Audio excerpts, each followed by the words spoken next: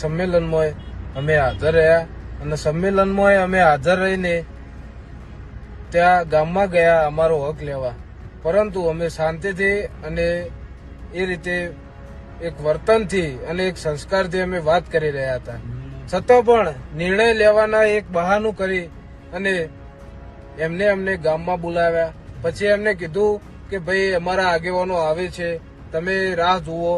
તો અમે રાહ જોતા હતા અને એમના કોઈક આગેવાન આવ્યા પણ અને પોલીસ પણ હાજર હતી. પોલીસ ખાસી સંખ્યામાં હાજર હતી. છતાં એમને અમને છેતરીને પાછળથી ઘા કર્યા. અને ભાઈ મારે બીજું કોઈ કહેવું નહીં, પણ બનાસકાંઠાના કોઈ પણ ચૌધરીનો આજ પછી મારા ઉપર વિશ્વાસ ઉઠી ગયો છે મારો. અને આ જે રૂની ગોમ 64 નું એક ગોળ, એને મારે એટલું જ કહેવું કે ભાઈ તમારો 64 નો ગોળ આખા ચૌધરી સમાજમાં સૌથી મોટો ગોળ, છતાં તમે 64 જણા નતા અને હતા તો એ તમે શું કરી નાખ્યો?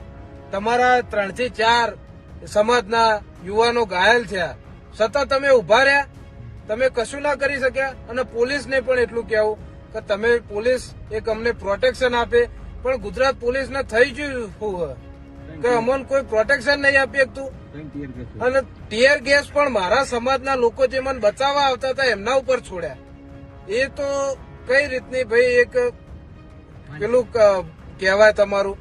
બીજું પોલીસનું આજે એક તરફી એક વર્તન જોવા મળ્યું, એનું મને બહુ જ દુઃખ થયું. પોલીસ અને સામેવાળાએ પણ જેને મારા ઉપર હુમલો કર્યો અને મારા 2-3 બીજા પણ મિત્રો ઘાયલ થયા, એમને મારે એટલું સામેવાળાને કહેવું કે ભાઈ તમે અમને કહી દીધું હોત કે અમે તૈયારીમાં છીએ તો અમે પૂરેપૂરી તૈયારીમાં આવત. અને અમે કોઈ એ નતા, પણ તમે અમને છેતરીને બોલાયા કે ભાઈ અમારે સમાધાન કરવું છે, અમારા આગેવાનો આવે છે, તો તમારા આગેવાનો તો જ મારા સમાજના આગેવાનોને કહેવું છે